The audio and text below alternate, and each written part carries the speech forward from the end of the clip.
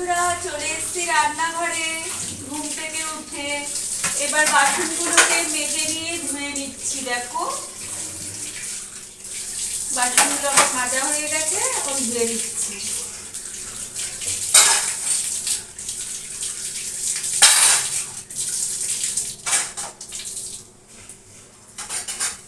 Complete বাসন মাজা। বন্ধুরা আমি কিন্তু রান্নাঘরের আশেপাশে কাজ করে সব চলে এসেছি, ফ্রেশ হয়ে বড় ঘরে চলে এসেছি। এখন তুলসী গাছে জল দেবো। দেখো দেখো তুলসী গাছে জল দিয়ে নিচ্ছি।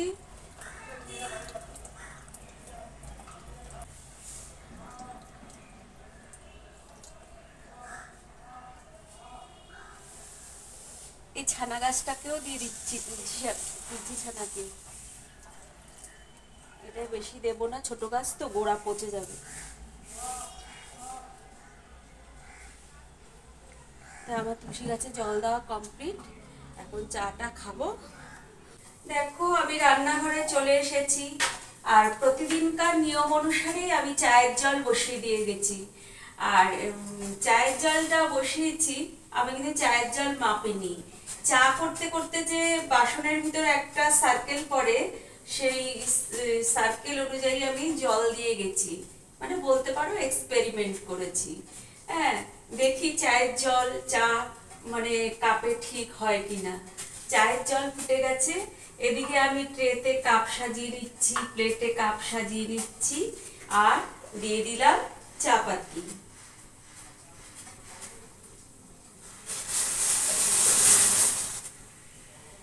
এটা একটা এক্সপেরিমেন্ট, যে চায়ের জল মাপবো না, ওই সার্কেলটা পর্যন্ত চা দিয়ে দেখি যে ঠিক হয় কিনা। মনে হয় আশা করি ঠিকই হবে। আর আজকে জানো তো, দেখো সূর্যি মামা ঠিক ঝিকিমিকি দিয়ে উঠেছে। সকালটা তো দুদিন ধরেই উঠছে, কিন্তু ওই যে আবার রাত্রে হলেই যে বৃষ্টি নেমে যায়।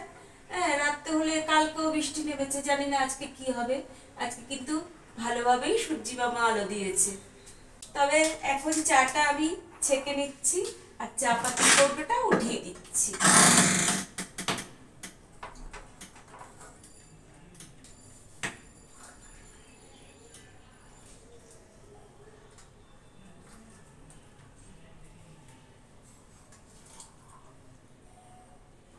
হ্যাঁ, একদম ঠিক আছে চা।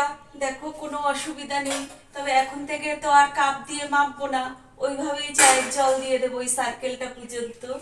ঠিক আছে, চলে যাই বড় ঘরে। বন্ধুরা দেখো চা নিয়ে চলে এসেছি বড় ঘরে। এই হচ্ছে চায়ের ট্রে। এখন চাটা একটু খাই, তার আগে তো ওষুধটা খেতে হবে না। জীবনের পথে চলার জন্য তো ওষুধটা খেয়ে চলার পথটা ঠিক রাখতে হবে। না হলে তোমাদের দাদাভাইকে, তারপরে আমার ছেলেকে কে রান্না করে দেবে। ঠিক আছে, ওষুধটা খেয়ে আগে শরীরটা ঠিক রাখি। চলে আসলাম চাটা খেয়ে এখন বিছানা তুলতে। তো বিছানাটা তুলে নিই। আর আরেকটা তো বড় ভুল হয়ে গেছে বন্ধুরা, আজকে তো তোমাদের গুড মর্নিং জানানো হয়নি। চলো গুড মর্নিংটাও জানিয়ে দিই তবে। হ্যালো বন্ধুরা, আমি রুনা ফ্যামিলি রুনা চলে এসেছি তোমাদের সামনে নতুন একটা ব্লগ নিয়ে। তোমরা আমার সাথে থাকো, পাশে থাকো, আর ব্লগটা দেখতে থাকো। আশা করি তোমাদের ব্লগটা ভালো লাগবে। আর আমার সকল বন্ধুকে জানাই গুড মর্নিং। তোমরা সবাই কেমন আছো গো? ভালো আছো তো? আশা করি ভালোই আছো। আর আমার সব বন্ধু যে যেখানে থাকো সবাই ভালো থাকবে, সুস্থ থাকবে। আমি ভালো আছি আমার পরিবার নিয়ে। তো চলো বিছানাটা এবার একটু গুছিয়ে গাছিয়ে নিই। তাকে না বিছালে তো হবে না। বিছানাটা হচ্ছে একটা শান্তির জায়গা। মানুষ মানে যত কাজ কর্ম করে এসে বিছানাটার ওপর শুয়েই কিন্তু শান্তি উপভোগ করে।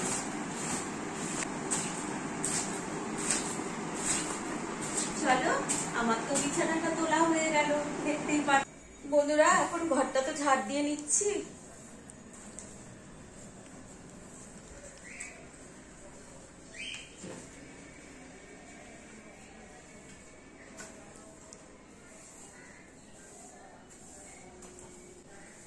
দেখো ঘরটা কিন্তু আমি পরিষ্কার করে একদম ক্লিন করে নিলাম।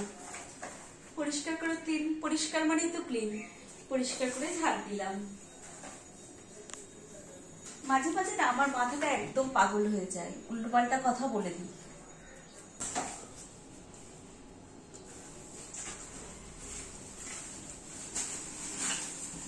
দেখো কত কাগজ পত্র, ঠোঙা ঠাঙি সব বেরিয়েছে, ঘরের ভিতর থাকে জানো তো সব। চলো ছেলের ঘরটাও ঝাড় দিয়ে নি।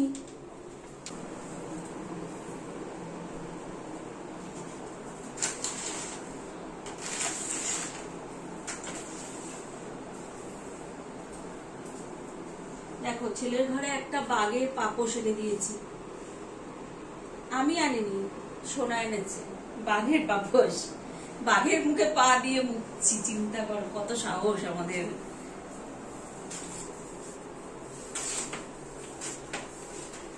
দেখো ঘরটা ছেলের ছাড় দেওয়া হয়ে গেল, এবার ময়লাগুলো তুলে নিই। এই ময়লাগুলো নিয়ে গিয়ে আজকে ভ্যাটে ফেলবে, অনেক ময়লা জমে গেছে।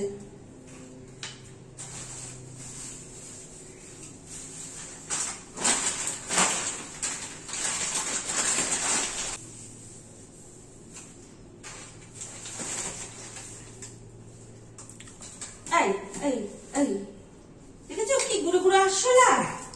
ওই দেখো দেখো এদের সাথে তুমি কয়টার সাথে দৌড়াবে? এই বুটের ওখানে এখন তো না, হ্যাঁ বুটো ঢুকে গেছে। ওই যে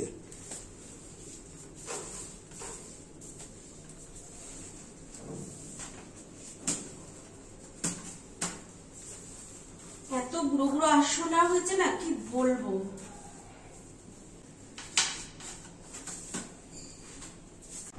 দেখো দেখো বন্ধুরা, আজকে আমাকে কে ঘর মুছে দিচ্ছে। দেখো তোমরা কি দেখে অবাক হচ্ছ? কেউ অবাক হলে কিন্তু কমেন্ট করো। হ্যাঁ এই যে ঘর মুছছে দেখো।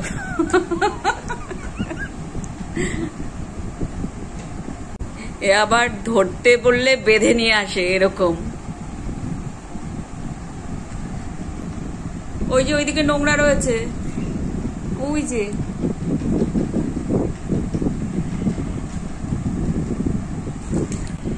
আবার বারবার ধুয়ে নিচ্ছে দেখো।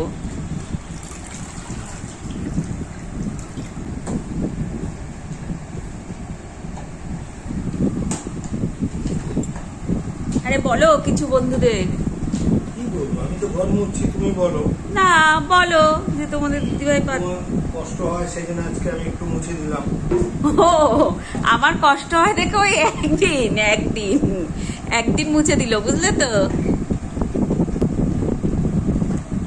আমরা যে সব কাজ পারি সেটা বন্ধুদের থাকে। হ্যাঁ আমরা রান্নাও করতে পারি, আমি ভালো মাংসও রান্না করতে পারি, কিন্তু আমাকে দেয় না করতে। দেখেছো তো, আমি তো ওকে মাংস রান্না করে শিখিয়েছি বিয়ের পর। হ্যাঁ সেটা শিখিয়েছে, সেটা কিন্তু শিখিয়েছে, সেটা না করব না। সেটা তোমাদের দাদাভাই আমাকে রান্না করা শিখিয়েছে। মাংস কিন্তু শিখিয়েছে কি, ওই তুমি যদি রান্না করতে দাও না, পরে গিয়ে তোমার ওই কিচেনটা পরিষ্কার করতে কান্না পেয়ে যাবে। তার থেকে মনে হয় বাবা নিজেরটা নিজেই করি। যাই হোক, একটা দিন তো ঘরটা মুছে দিল। এইটাই হচ্ছে স্বামী স্ত্রীর ভালোবাসা বা কেয়ারিং। দুজন দুজনের প্রতি কেয়ারিং না থাকলে তো হয় না, বলো। কেয়ারিংটা অবশ্যই দরকার।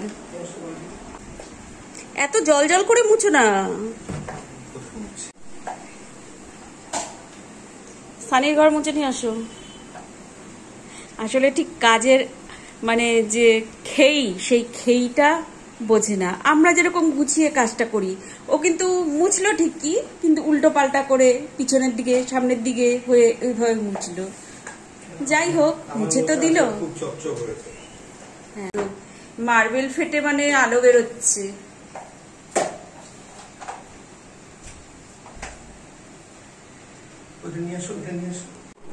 এখন ছেলের ঘরে গেছে ছেলের ঘর মুছতে। নিচে অত ঢুকাতে হবে না।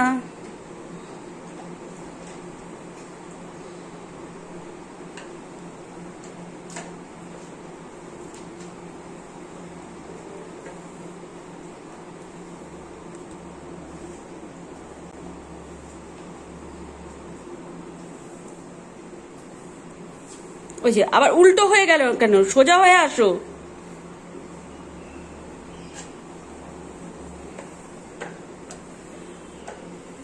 যাও বালতি বালতি নিয়ে ওখানে রেখে দাও, আমি পরে ধুয়ে রাখবো।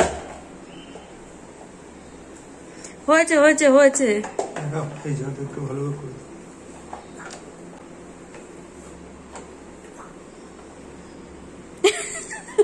বুঝতে বুঝতে উল্টা দিকে চলে যাচ্ছে। তোমাদের দাদা ভাইয়ের ঘর মোছা কমপ্লিট, এখন মপ টপ রেখে দিচ্ছে।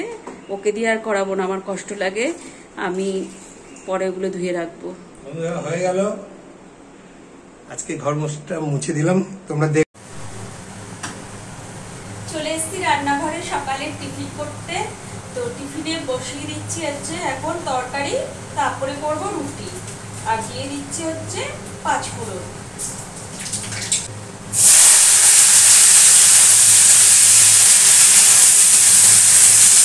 দিয়ে দিলাম চেরা কাঁচা লঙ্কা,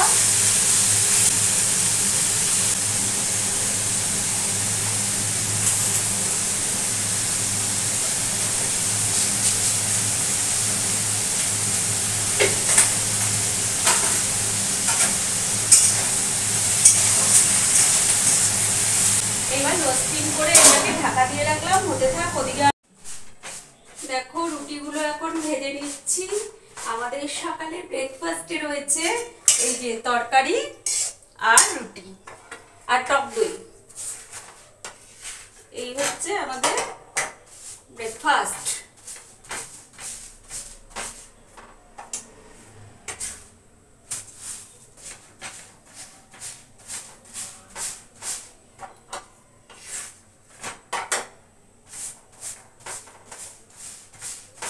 আমরা সকালে কিন্তু কখনো ভাত খাই না, আমরা সকালে রুটি খাই বা অন্য কিছু খাই, মুড়ি টুড়ি খাই। হ্যাঁ, সকালে আমরা ভাত খাই না। এই যে তোমাদের দাদা ভাইয়ের ব্রেকফাস্ট দিয়ে গেলাম, রুটি তরকারি আর এই হচ্ছে টক দই। ছেলেরটা দিয়ে আসি ছেলেকে। এটা হচ্ছে তোমাদের দাদা ভাইয়ের ব্রেকফাস্টের পরে ফল। কালকে কিন্তু খেয়েছিল লাঞ্চের পরে ফল, আজকে কিন্তু ব্রেকফাস্টের পরে খাচ্ছে। এই মতিভ্রম আর কি যাকে বলে। রয়েছে হচ্ছে আনারস আর আপেল। এসছি রান্নাঘরে রান্না করবো বলে, তো একদিকে ভাত বসিয়ে দিয়েছি আর একদিকে কড়াই বসিয়ে দিয়েছি। তেল গরম হয়ে গেছে, দিয়ে দেবো একসাথে আলু পটল, একসাথেই ভেজে নেবো।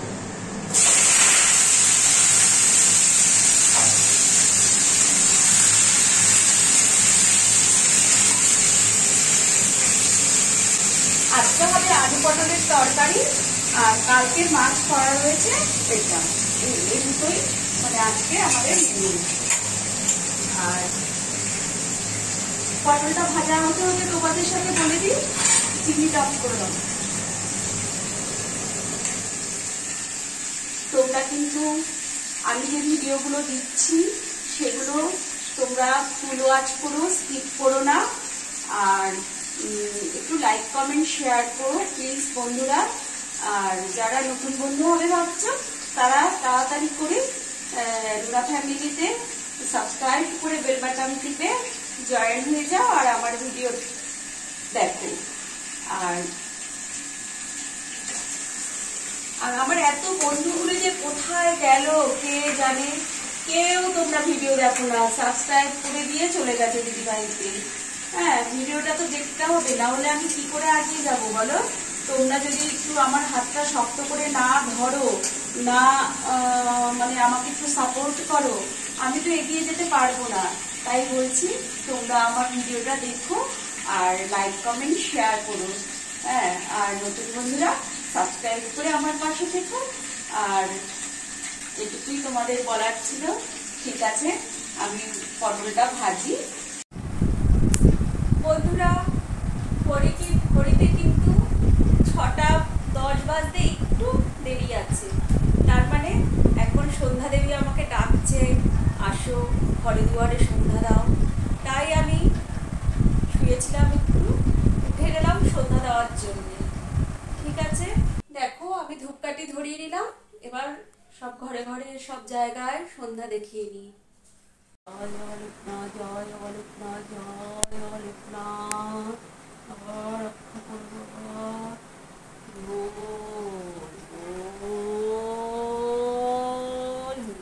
হরি বল, হরি বল,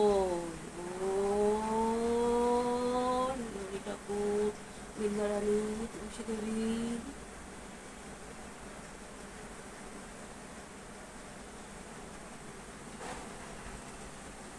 আমার কিন্তু সব ঘরে ঘরে সন্ধ্যা টন্ধ্যা দেখানো হয়ে গেল। এবার এই দুধগুলোটা বাবার সামনে দিয়ে রাখি।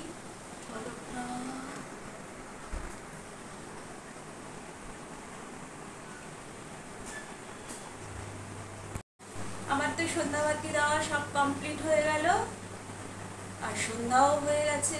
তাই আমার সকল বন্ধুকে জানাই শুভ সন্ধ্যা। তোমরা সন্ধ্যাটা ভালোভাবে কাটাও। শুভরাত্রি বন্ধুরা, তোমরা সবাই ভালো থাকবে, সুস্থ থাকবে, যে যেখানে আছো সবাই ভালো থাকবে। Tata, bye bye, good night, see you. কালকে দেখা হবে নতুন একটা ব্লগের সাথে।